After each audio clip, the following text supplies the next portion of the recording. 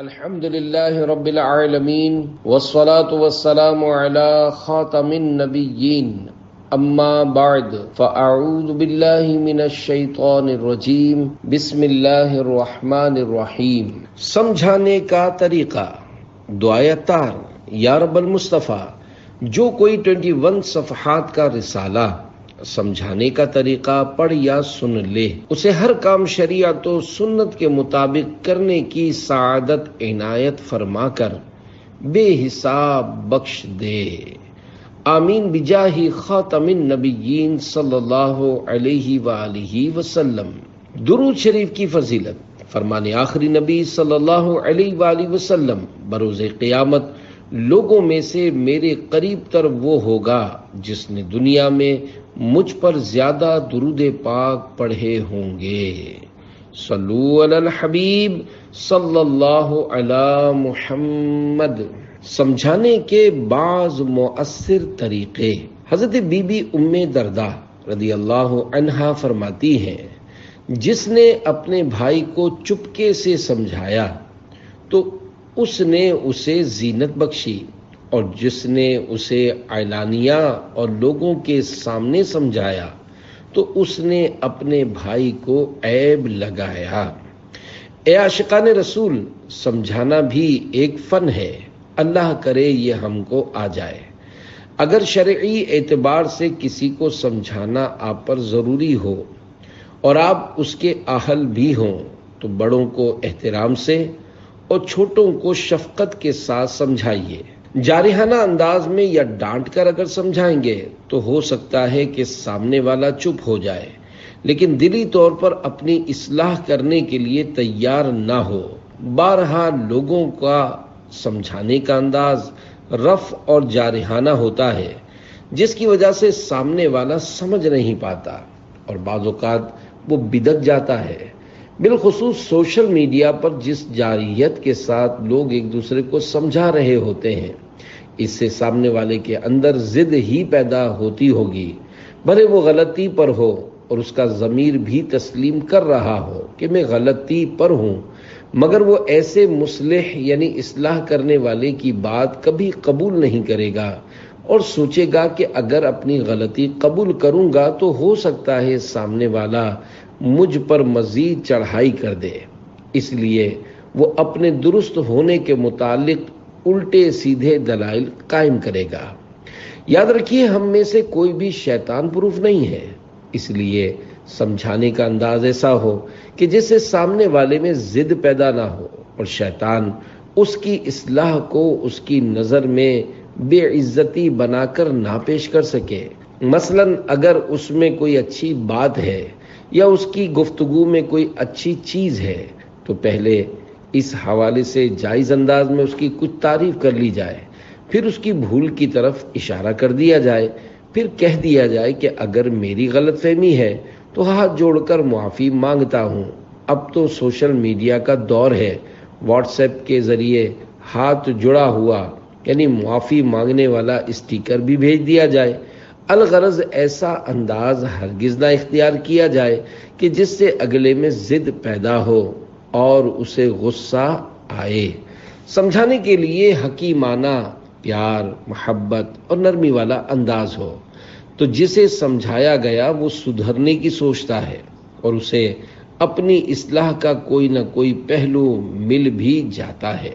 کچھ لوگ ایسے بھی ہوتے ہیں کہ انہیں جس کی اصلاح کرنی ہوتی ہے اس کا نمبر ان کے پاس نہیں ہوتا، تو پھر وہ ویڈیو یا آڈیو بنا کر یا پھر پوسٹ تیار کر کے سوشل میڈیا پر اس پیغام کے ساتھ چھوڑ دیتے ہیں کہ ہمارے پاس فلاں کا نمبر نہیں ہے، لہذا اس کے ساتھ جس کا رابطہ ہو وہ ہمارا یہ پیغام اسے پہنچا دے۔ ایسا نہیں کرنا چاہیے۔ سامنے والے کو لاکھوں میں رسوا اور بے عزت کر کے آپ بول رہے ہیں کہ اس کو بول دو ایسا نہ کرے۔ اس نے اگر اپنی اصلاح کر بھی لی تو لاکھوں کو کون بتانے جائے گا کہ اس کی اصلاح ہو گئی ہے؟ یہ بھی ہو سکتا ہے کہ آپ جناب کی غلط فہمی ہو، سامنے والے کے پاس آپ کی بات کا جواب بھی ہو سکتا ہے، پھر آپ پر واجب بھی نہیں ہے کہ لاکھوں کو اس کا پیغام پہنچا کر آپ کہیں کہ سدھر جا۔ اس طرح کے انداز سے سامنے والے کی رسوائی ہوتی ہے، اس کے دل میں بغض پیدا ہو سکتا ہے۔ اگر اس نے اپنی غلطی کی اصلاح کر بھی لی تب بھی شاید وہ آپ سے بدظن ہی ہو۔ اپنے سے بڑا اگر کوئی ناجائز کام یا کلام کر رہا ہے اور آپ کو پتا ہے کہ یہ بات فلاں کتاب میں اس طرح لکھی ہوئی ہے اور آپ کو ظن غالب ہے کہ میں سمجھاؤں گا تو یہ مان جائے گا، تو اب سمجھانا واجب ہے۔ اور انداز اس طرح بھی رکھا جا سکتا ہے کہ وہ کتاب کھول کر اس کو دکھا دی جائے اور پیار محبت کے ساتھ یہ کہا جائے کہ ذرا مجھے سمجھائیے کہ یہ کیا لکھا ہے۔ اگر وہ سمجھدار ہوگا تو خود ہی سمجھ جائے گا۔ بہرحال غلطی چھوٹا بھی بتائے اور ہو غلطی تو بڑوں کو بھی بڑا دل رکھ کر مان لینا چاہیے کہ اسی میں دنیا و آخرت کی بھلائی ہے۔ اللہ پاک ہمیں اپنی اور ساری دنیا کے لوگوں کی اصلاح کرنے کا جذبہ عطا فرمائے۔ آمین بجاہ خاتم النبیین صلی اللہ علیہ وآلہ وسلم۔ انمول دولت۔ اللہ کے آخری نبی محمد عربی صلی اللہ علیہ وآلہ وسلم نے ارشاد فرمایا، جس شخص میں 3 باتیں ہوں گی وہ ایمان کی حلاوت یعنی مٹھاس پالے گا۔ نمبر 1، سب سے بڑھ کر اللہ اور اس کے رسول سے محبت کرتا ہو۔ نمبر 2، اللہ کریم ہی کے لیے کسی سے محبت کرے۔ نمبر 3، جس طرح آگ میں ڈالے جانے کو برا جانتا ہے اسی طرح کفر کی طرف لوٹنے کو برا جانے۔ حضرت ابو درداء رضی اللہ عنہ فرمایا کرتے تھے، اللہ پاک کی قسم، جسے اپنے برے خاتمے کا خوف نہیں ہوتا اس کا خاتمہ برا ہوتا ہے۔ کاش ہم سب کو ایمان کی سلامتی کی حقیقی سوچ نصیب ہو جائے۔ 100 کروڑ کاش برے خاتمے کے خوف سے دل گھبراتا رہے، دن میں بار بار توبہ و استغفار کا سلسلہ رہے۔ اللہ پاک کے دربار کرم بار سے ایمان کی حفاظت کی بھیک مانگنے کی رٹ جاری رہے۔ جس طرح دنیاوی دولت کی حفاظت کے معاملے میں غفلت اس کے ضیاع یعنی ضائع ہونے کا سبب بن سکتی ہے، اسی طرح بلکہ اس سے بھی زیادہ نازک معاملہ ایمان کا ہے۔ میرے آقا اعلی حضرت امام اہل سنت امام احمد رضا خان رحمت اللہ علیہ کا ارشاد ہے، علماء کرام فرماتے ہیں جس کو سلب ایمان یعنی ایمان چھن جانے کا خوف نہ ہو، مرتے وقت اس کا ایمان سلب یعنی ضائع ہو جانے کا اندیشہ ہے۔ اے عاشقان رسول، دولت کی حفاظت کی جتنی فکر ہوتی ہے اسے کہیں زیادہ ایمان کی حفاظت کی فکر لازم ہے، کیونکہ ایمان انمول دولت ہے۔ اگر نعوذ باللہ نعوذ باللہ نعوذ باللہ خاتمہ کفر پر ہو گیا تو ہمیشہ ہمیشہ کے لیے جہنم میں رہنا پڑے گا۔ چاہے کتنی ہی نمازیں پڑھی تھیں، تہجد گزار تھا، صدقہ و خیرات کرنے والا تھا، اگر خاتمہ ایمان پر نہ ہوا تو پھر کچھ کام نہیں آئے گا۔ حدیث مبارکہ میں ہے، انما الاعمال بالخواتیم، یعنی اعمال کا دار و مدار خاتمے پر ہے۔ اس حدیث پاک کے تحت شارحین فرماتے ہیں کہ ہمیشہ کی سعادت مندی اور بدبختی کی بنیاد بوقت موت انسان کے آخری عمل پر رکھی گئی ہے، کیونکہ موت کے وقت عذاب کے فرشتوں کو دیکھنے سے پہلے بندہ ایمان لے آئے تو اللہ اس کے کفر اور کفریہ اعمال کو مٹا دیتا ہے۔ اسی طرح کسی مسلمان کا آخری عمل کفر پر ہو تو اس کے اعمال برباد کر دیتا ہے۔ اے عاشقان رسول، فی زمانہ حالات بڑے نازک ہیں، طرح طرح کے فتنے روز روز سامنے آ رہے ہیں۔ برے خاتمے کا خوف اور ایمان کی حفاظت کا جذبہ بڑھانے کے لیے اچھے ماحول اور اچھی صحبت کو اپنائیے۔ علماء اہل سنت بالخصوص اعلی حضرت امام احمد رضا خان رحمت اللہ علیہ کی کتابیں پڑھنا اپنا معمول بنا لیجئے۔ خدایا برے خاتمے سے بچانا، پڑھوں کلمہ جب نکلے دم یا الہی۔ گالیاں دینے کے نقصانات۔ کہتے ہیں کہ ایک لوہار کی بند دکان میں ایک سانپ گھس گیا۔ اس کا جسم وہاں پڑی ایک آری سے ٹکرا کر ہلکا سا زخمی ہو گیا۔ اس سانپ نے پلٹ کر پوری قوت سے آری کو ڈسا، جس کے سبب اس کا منہ بھی زخمی ہو گیا۔ اس نے غصے میں آ کر خود کو آری کے ارد گرد لپیٹ لیا اور اپنا دشمن سمجھ کر اسے دبانے لگا، جس کی وجہ سے وہ خود ہی مر گیا۔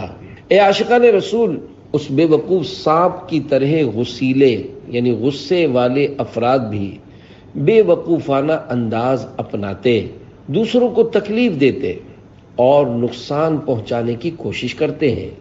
ذرا ذرا سی بات پر گالی دے رہے ہوتے ہیں۔ کئی لوگ تو اس قدر گالیوں کے دلدل میں دھسے ہوتے ہیں کہ ہر چیز مثلاً گدھے، گھوڑے، بکرے وغیرہ جانوروں کو بھی گالیاں دے رہے ہوتے ہیں۔ دیوار سے ٹکرا گئے تو اسے گالی، دروازہ نہ کھلے تو اسے گالی، گاڑی سٹارٹ نہ ہو تو اسے گالی، کال نہ لگے تو نیٹ ورک کو گالی۔ الغرض ہر چیز ہی کو اپنی گالیوں کا نشانہ بنا رہے ہوتے ہیں۔ بات بات پر غصے ہو کر گالیاں دینے والا شخص اس بے وقوف سانپ کی طرح عزت کے حوالے سے اپنی موت آپ ہی مر جاتا ہے۔ یاد رکھیے، کسی مسلمان کو گالی دینا، اس کی عزت اچھالنا گناہ کا کام ہے۔ نمبر 1، اللہ پاک کے آخری نبی صلی اللہ علیہ وآلہ وسلم نے ارشاد فرمایا، سود 70 گناہوں کا مجموعہ ہے، اور ان میں سب سے کم یہ ہے کہ کوئی شخص اپنی ماں سے بدکاری کرے، اور سود سے بڑھ کر گناہ مسلمان کی بے عزتی کرنا ہے۔ نمبر 2، گالیاں دینے والا شخص اگر سیٹ ہے تو اس کے ملازم، شوہر ہے تو اس کی بیوی، استاد ہے تو اس کے شاگرد اس سے تنگ رہتے ہیں۔ اگر عزت بھی کرتے ہیں تو صرف اپنے مقصد کے حصول کے لیے یا پھر اس کے شر سے بچنے کے لیے، اور جس کی عزت اس کے شر سے بچنے کے لیے کی جائے، حدیث پاک میں اسے بدترین آدمی کہا گیا ہے۔ نمبر 3، گالیاں دینے والا بہت ہی برا شخص ہوتا ہے، جیسا کہ حدیث شریف میں ہے، سباب المسلمی فسوق، یعنی کسی مسلمان سے گالی گلوچ کرنا فسق ہے۔ نمبر 4، جھگڑے کے وقت گالی بکنے کی عادت کو منافقت کی نشانیوں میں سے ایک نشانی کہا گیا ہے، لہذا گالیاں بکنے والا ایک طرح سے خود کو منافقوں کی لسٹ میں شامل کرنے کی کوشش کر رہا ہوتا ہے۔ یاد رکھیے، مسلمان کو گالی دینا اور اس کا دل دکھانا حرام اور جہنم میں لے جانے والا کام ہے۔ آج ہی سچی توبہ کرنے کے ساتھ ساتھ ہر اس مسلمان سے بھی معافی مانگ لیجئے جسے گالی دی ہے یا ناحق دل دکھایا ہے، تاکہ دنیا اور آخرت کی رسوائیوں سے بچ سکے۔ اللہ کریم ہمیں اپنی زبان کا اچھا استعمال کرنے اور اسے گالی گلوچ سے بچا کر رکھنے کی توفیق عطا فرمائے۔ آمین بجاہ خاتم النبیین صلی اللہ علیہ وآلہ وسلم۔ اپنی اولاد کو دین سکھائیے۔ آج کل اکثر مسلمان اپنی اولاد کو صرف اور صرف دنیاوی تعلیم دلواتے اور اسی کے لیے خوب کوشش کرتے ہوئے نظر آتے ہیں۔ انہیں مہنگے سے مہنگے اسکولوں میں پڑھاتے اور ہزاروں روپے کی ٹیوشن کلاسز کا ان کے لیے اہتمام کرتے ہیں۔ اس کے برعکس ان کا اپنی اولاد کی دینی تعلیم و تربیت کے معاملے میں غفلت کا یہ عالم ہوتا ہے کہ اکثریت کو دیکھ کر بھی قرآن کریم درست پڑھنا نہیں آتا۔ یہاں تک کہ میں نے تو کئی ایسے لوگ بھی دیکھے ہیں جن کے بچے انگلش تو اچھی بول رہے ہوتے ہیں مگر انہیں کلمہ درست پڑھنا نہیں آتا۔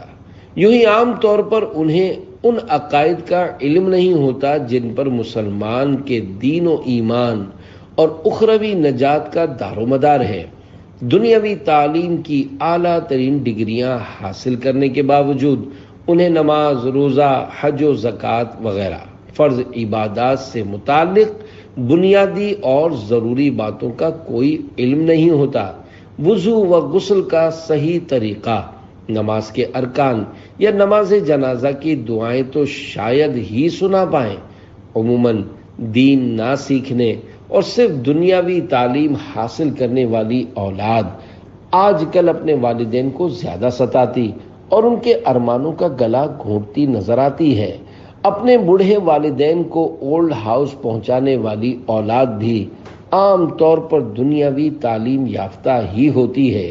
دین اسلام سے معاذ اللہ بیزار اور اس کے بنیادی احکام پر طرح طرح کے اعتراضات کرنے والے افراد بھی صرف دنیاوی علوم و فنون میں مہارت رکھنے والے ہی نظر آتے ہیں۔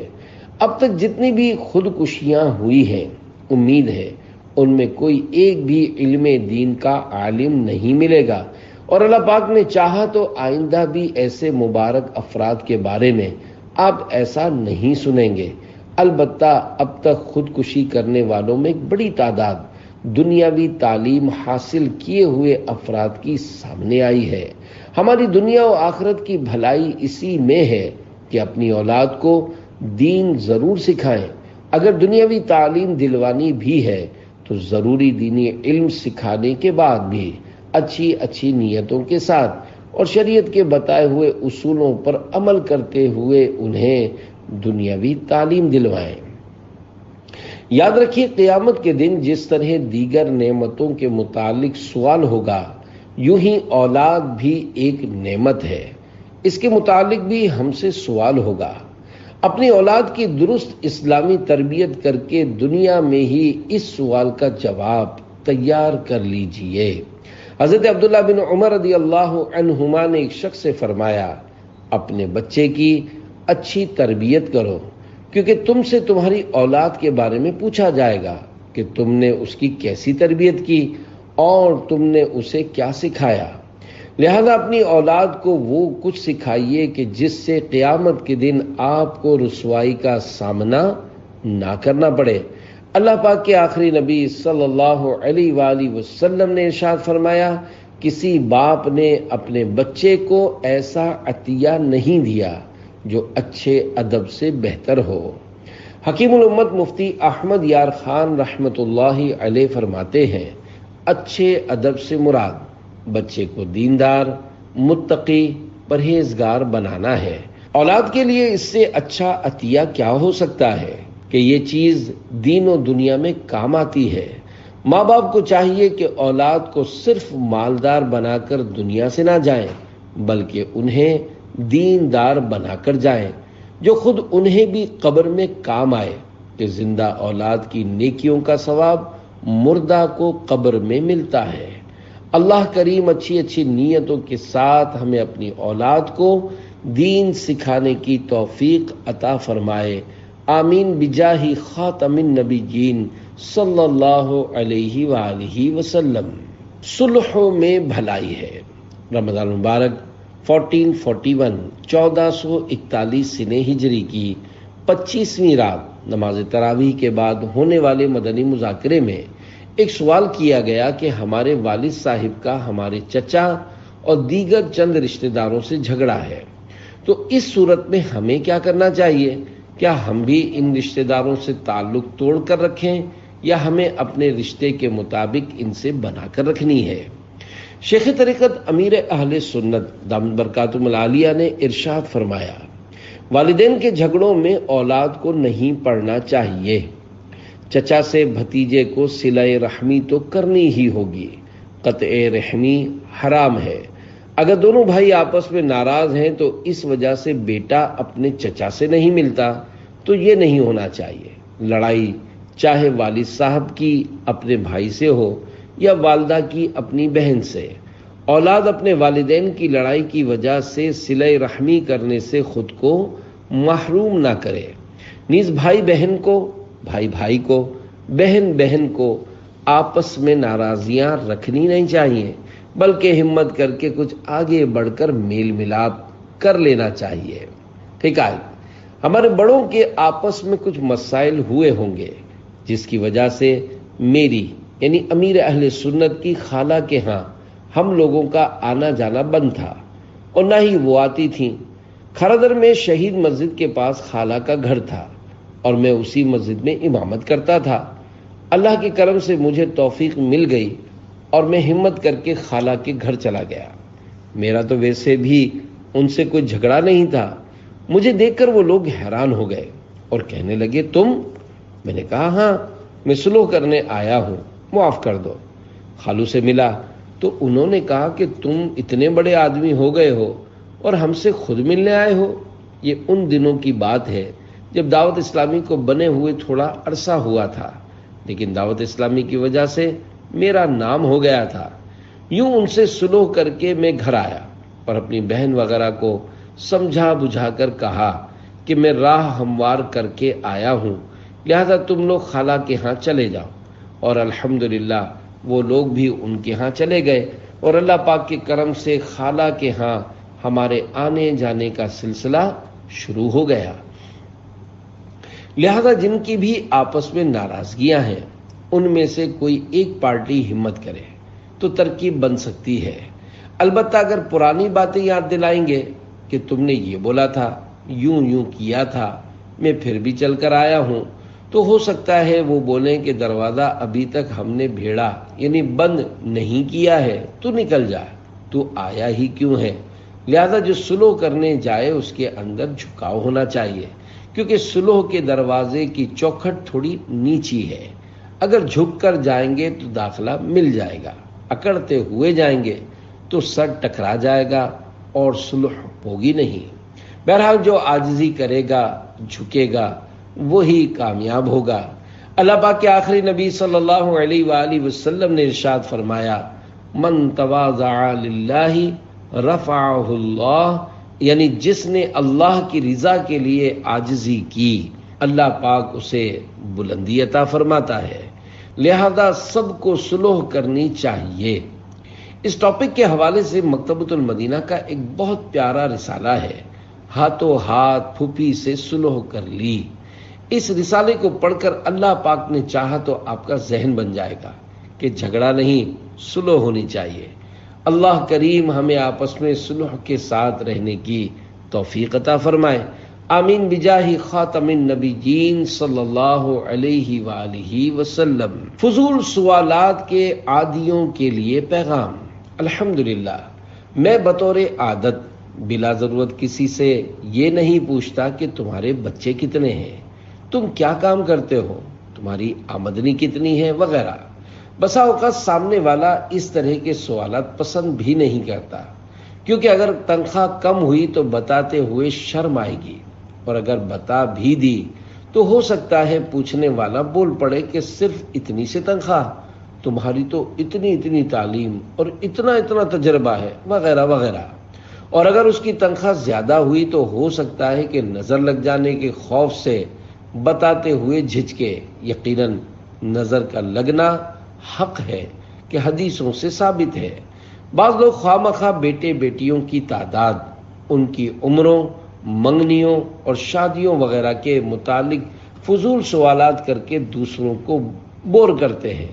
اگر کسی کے غیر شادی شدہ بیٹے یا بیٹی کا معلوم کرنے میں کامیاب ہو جائیں تو مزید پوچھیں گے کیا مسئلہ ہے، اس کی شادی کیوں نہیں کروا رہے، اب تو عمر کافی ہو گئی ہے، اس کا کچھ کرو۔ کسی کی شادی کو اگر چند مہینے گزر چکے ہوں گے تو پوچھیں گے کہ خوشخبری ہے یا نہیں۔ اس طرح کی باتوں میں عورتیں بھی کسی سے پیچھے نہیں رہتی۔ اللہ کریم ان کو بھی عقل سلیم عطا فرمائے۔ کسی نے بیٹی کی شادی کی تو سوال ہوگا جہیز کتنا دیا ہے، کیا کیا دیا، اور ہاں سونا گولڈ کتنا دیا۔ کسی کے گھر جائیں گے تو بن مانگا مشورہ دیتے ہوئے ارشاد ہوگا یہ چیز تمہیں یہاں کے بجائے وہاں رکھنی چاہیے تھی۔ یوں ہی دروازوں اور کھڑکیوں کے بارے میں کہیں گے کہ اگر یوں کر لیتے تو اور بہتر ہو جاتا۔ بعض اوقات تو میزبان کو دل آزار باتیں بھی بول دی جاتی ہوں گی، مثلاً آپ کے گھر میں صفائی کا خیال رکھنے کی ضرورت ہے۔ اسی طرح کارپیٹ، دیواروں اور واش روم وغیرہ کی خامیاں بھی بیان کرتے ہوں گے۔ جو فضول سوالات سے بچا رہتا ہے، امید ہے وہ ٹینشن فری رہنے کے ساتھ ساتھ دوسروں کے دل دکھانے اور اسے جھوٹ کے گناہ میں پھنسانے کی آفتوں سے بھی بچا رہے۔ اللہ کریم ہم سب کو فضول باتوں، فضول سوالوں اور دیگر فضول کاموں سے بچنے اور دوسروں کو بچانے کی توفیق عطا فرمائے۔ آمین بجاہ خاتم النبیین صلی اللہ علیہ وآلہ وسلم۔ نمازی بڑھانے کے نسخے۔ گناہوں کا سیلاب زوروں پر ہے۔ لوگ گناہوں کے مقامات کے قریب اور علم دین سکھانے والے مقامات اور مساجد سے دور ہوتے چلے جا رہے ہیں۔ پہلے مسجد کچی یعنی مٹی کی دیواروں والی بھی ہوتی تھی تو بھی نمازی عموماً پکے ہوتے تھے، اور اب وہ دور آیا کہ مسجدیں تو سیمنٹ، سریا اور ماربل وغیرہ سے پکی بنی ہوتی ہیں، لیکن نمازی کچے دکھائی دیتے ہیں، مگر جسے اللہ بچائے۔ فتنوں سے بھرے اس دور میں بہت سارے مسلمان تو ویسے ہی مساجد میں نماز کے لیے نہیں آتے، اور جو آتے ہیں انہیں مساجد میں ضروریات اور سہولیات یعنی فیسلٹیز عموماً کم یا غیر معیاری ملتی ہیں، جس کی وجہ سے نفس و شیطان کو انہیں مسجد سے بھگانا آسان ہو جاتا ہے۔ لہذا مساجد کی خدمت کی سعادت پانے والے عاشقان رسول سے گزارش ہے کہ مولا کریم آپ کی کاوشوں کو قبول فرمائے، نمازیوں کو مزید آسانیاں فراہم کیجیے۔ انشاءاللہ نمازی بڑھیں گے اور باجماعت نماز کے پابند بنیں گے، یوں آپ کے لیے ثواب جاریہ میں اضافہ ہو جائے گا۔ نمازی بڑھانے کے لیے عاشقان رسول کے دارالافتاء سے شرعی رہنمائی لینے کے بعد ہی ان نسخوں پر عمل کیا جائے۔ دنیا کا موسم عجیب و غریب کروٹیں لے رہا ہے، جسے گلوبل وارمنگ کہا جا رہا ہے۔ جیسی گرمی اب پڑ رہی ہے پہلے نہیں ہوتی تھی، لہذا جن کے یہاں ممکن ہو وہ اپنی مسجد میں اے سی لگوا لیں۔ ٹھنڈے موسم میں فرش پر ایسی موٹی دری یا قدرے پتلا کارپیٹ بچھائیں جس پر سجدے میں پیشانی بآسانی جم سکے۔ وضو خانے کے نل وغیرہ کو درست رکھیں۔ ہاتھ دھونے کے لیے صابن وغیرہ کا بھی اہتمام رکھیے۔ وضو خانے میں کھارے کے بجائے میٹھا پانی ہو۔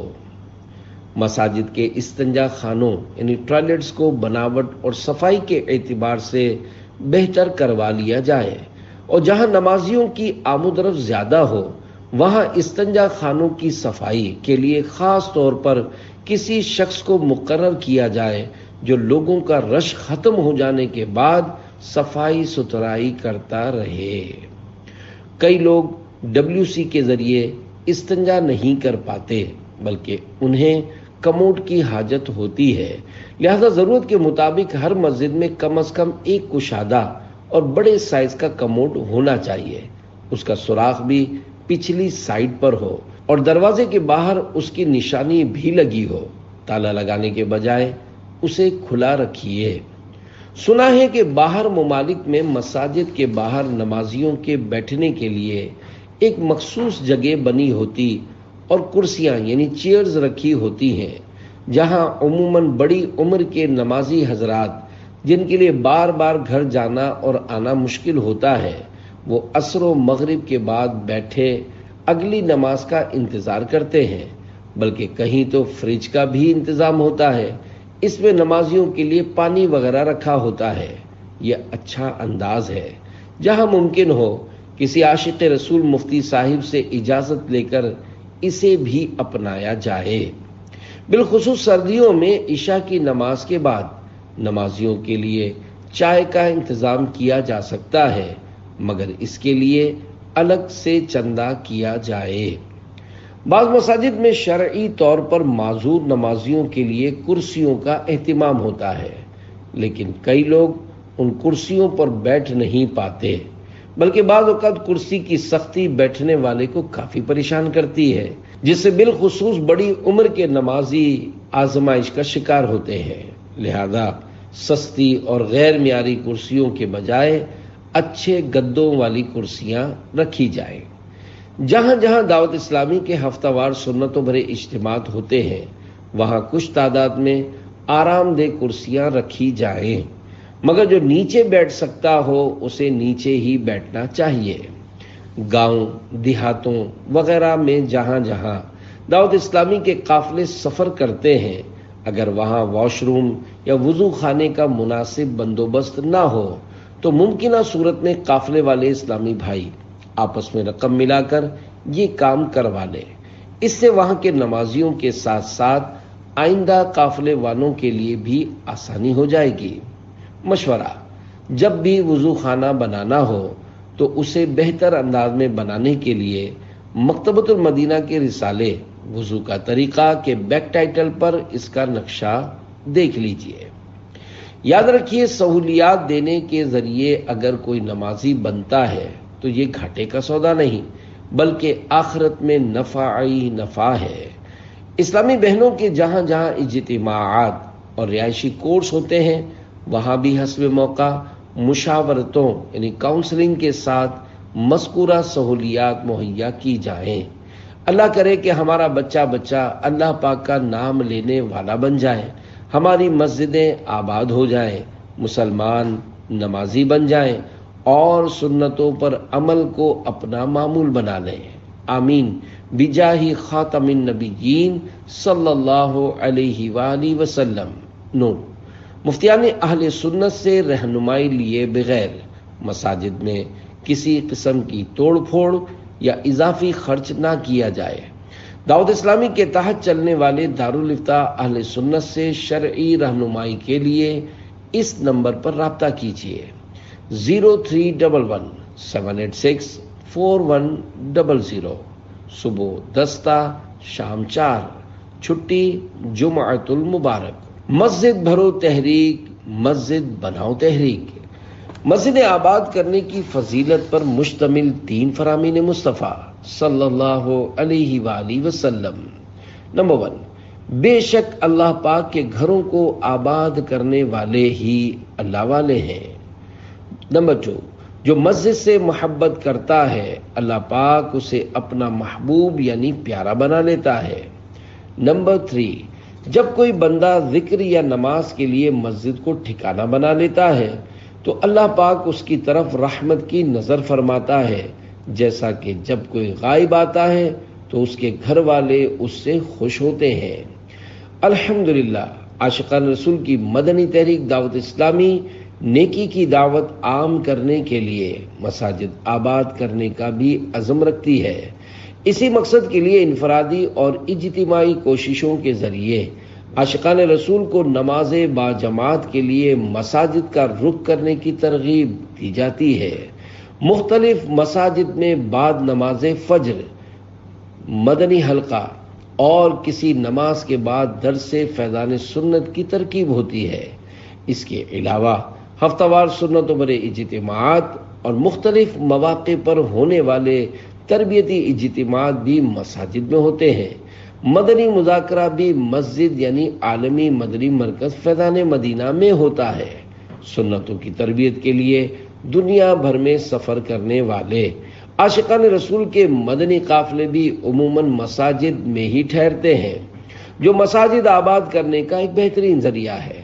ہمارے پیارے آقا مکی مدنی مصطفیٰ صلی اللہ علیہ وآلہ وسلم نے مسجدیں بنانے کی ترغیب دیتے ہوئے ارشاد فرمایا: نمبر 1، جو اللہ پاک کے لیے مسجد بنائے گا اللہ پاک اس کے لیے جنت میں گھر بنائے گا۔ نمبر 2، مسجدیں تعمیر کرو اور انہیں محفوظ بناؤ۔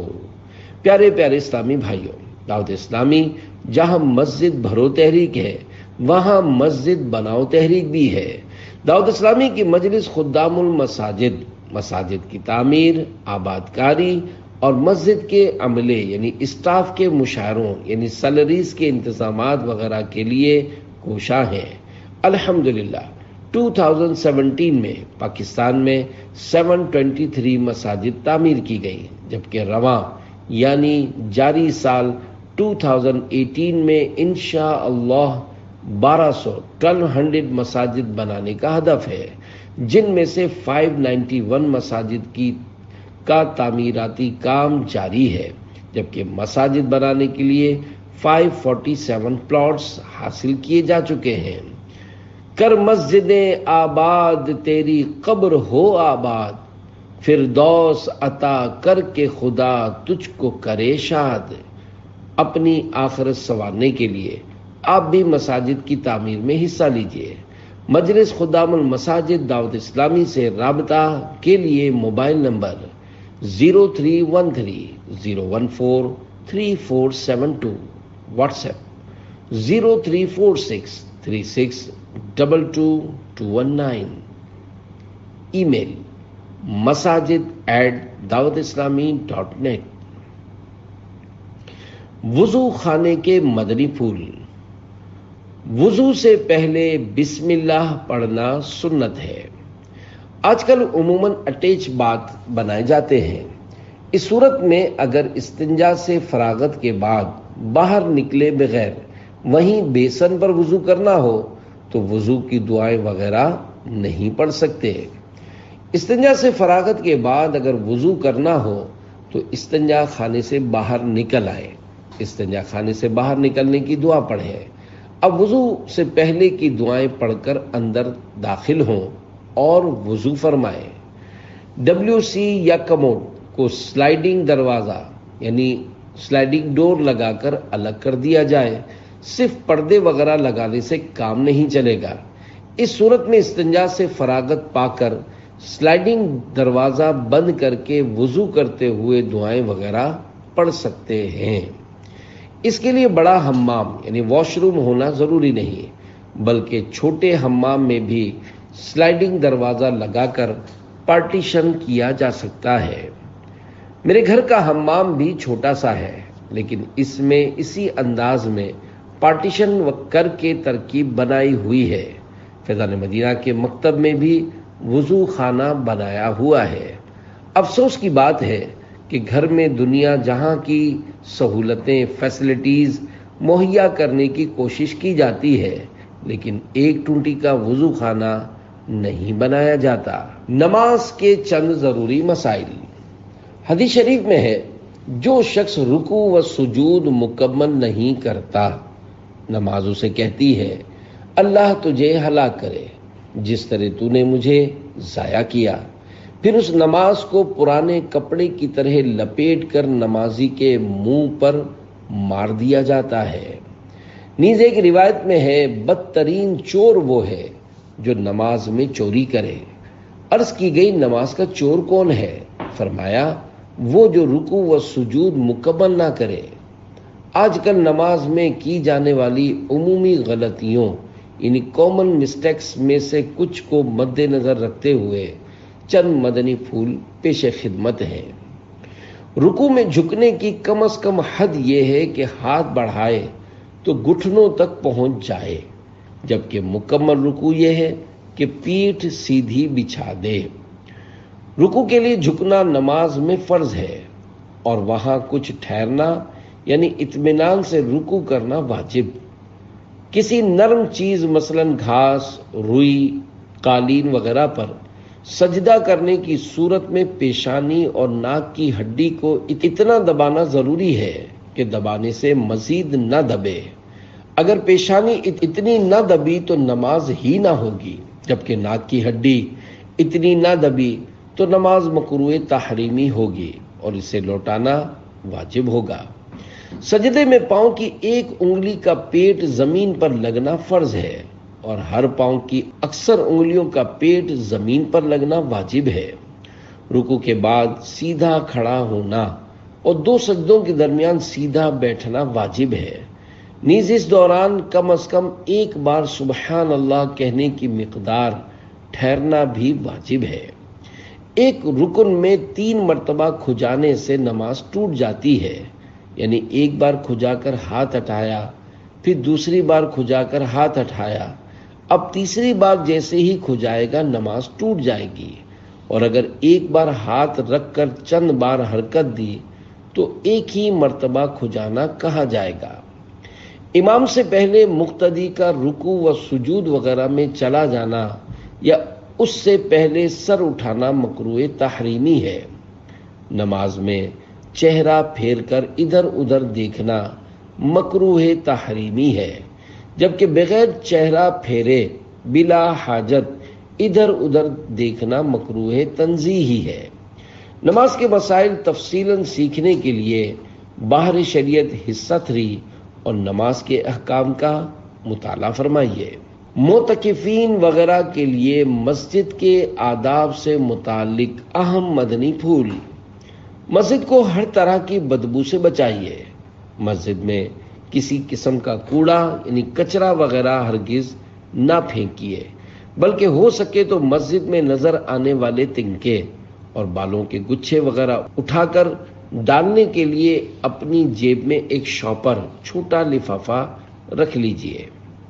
فرمان مصطفیٰ صلی اللہ علیہ وآلہ وسلم، جو مسجد سے اذیت کی چیز نکالے اللہ پاک جنت میں اس کے لیے ایک گھر بنائے گا۔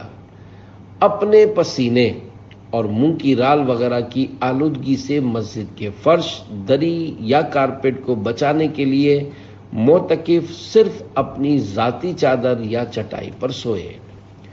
وضو خانہ فنائے مسجد میں ہونے کی صورت میں تیل کنگھی وہیں کیجیے اور جو بال وغیرہ جھڑیں انہیں اٹھا لیجیے۔ کھانا فنائے مسجد میں وہ بھی دسترخوان وغیرہ بچھا کر اس پر کھائیے۔ نماز کی دری پر ہرگز نہ کھائیے۔ دوران اعتکاف مسجد کے اندر ضرورتاً دنیاوی بات کرنے کی اجازت ہے، لیکن اس میں بھی ضروری ہے کہ کسی نمازی یا سونے والے کو تشویش نہ ہو۔ بلا ضرورت دنیاوی بات چیت کی اجازت نہیں۔ فرمان مصطفیٰ صلی اللہ علیہ وآلہ وسلم، لوگوں پر ایک زمانہ ایسا آئے گا کہ مساجد میں دنیا کی باتیں ہوں گی، تم ان کے ساتھ مت بیٹھو کہ اللہ پاک کو ایسے لوگوں کی کوئی حاجت نہیں۔ مسجد میں پرسکون، خاموش اور سنجیدہ رہیے، نہ خود ہنسیے نہ دوسروں کو ہنسائیے۔ ہاں، ضرورتاً مسکرانے میں حرج نہیں۔ مسجد کی دیوار، فرش، چٹائی یا دری کے اوپر یا نیچے تھوکنے، ناک سنکنے، ناک یا کان سے میل نکال کر لگانے وغیرہ سے بچیے۔ اعضائے وضو سے وضو کے پانی کے قطرے مسجد کے فرش پر گرانا ناجائز و گناہ ہے۔ مسجد میں دوڑنا یا زور سے قدم رکھنا جس سے آواز پیدا ہو منع ہے۔ مسجد میں چھینک، کھانسی، ڈکار اور جماہی وغیرہ کی آواز کو جتنا ہو سکے ضبط کیجیے۔ مسجد کے فرش پر کوئی بھی چیز مثلا ٹوپی، چادر، لکڑی، چھتری وغیرہ، چھتری، پنکھا وغیرہ آہستہ سے رکھیے، پھینکنے سے گریز کیجیے۔ قبلے کی طرف پاؤں پھیلانا تو ہر جگہ منع ہے۔ مسجد میں کسی طرف نہ پھیلائیے کہ دربار الہی کے آداب کے خلاف ہے۔ بھوک سے کم کھانے کی عادت بنائیے کہ ڈٹ کر کھانے سے بسا اوقات منہ سے بدبو آنے کا مرض ہو جاتا ہے، اور منہ سے بدبو آ رہی ہو تو مسجد کا داخلہ حرام ہوتا ہے۔ کچی مولی، کچی پیاز، کچا لہسن اور ہر وہ چیز جس کی بو ناپسند ہو کھانے سے بچیے۔ فرمان مصطفیٰ صلی اللہ علیہ وآلہ وسلم، جس نے پیاز، لہسن یا گندنا، لہسن سے ملتی جلتی ترکاری کھائی، وہ ہماری مسجد کے قریب ہرگز نہ آئے۔ موبائل فون کا استعمال صرف اور صرف ضرورتاً کیجیے۔ غیر معتکف بالعموم جبکہ معتکف بالخصوص سوشل میڈیا کے استعمال سے پرہیز کرے۔ مسجد میں ناسمجھ بچوں کو مت لائیے۔ کرم از پے مصطفیٰ میرے رب ہو، مجھے مسجدوں کا میسر ادب ہو۔ فرمان مصطفیٰ صلی اللہ علیہ وآلہ وسلم، جو کسی کو مسجد میں بآواز بلند گمشدہ چیز ڈھونڈتے سنے تو وہ کہے لا ردہ اللہ علیک فإن المساجد لم تبنى لہذا، یعنی اللہ وہ گمشدہ شے تجھے نہ ملائے، کیونکہ مسجدیں اس کام کے لیے نہیں بنائی گئیں۔ تحریر امیر اہل سنت دامت برکاتہم العالیہ۔ ماہ رمضان المبارک کے اعتکاف کرنے کی آپ کو دعوت ہے۔ الحمدللہ۔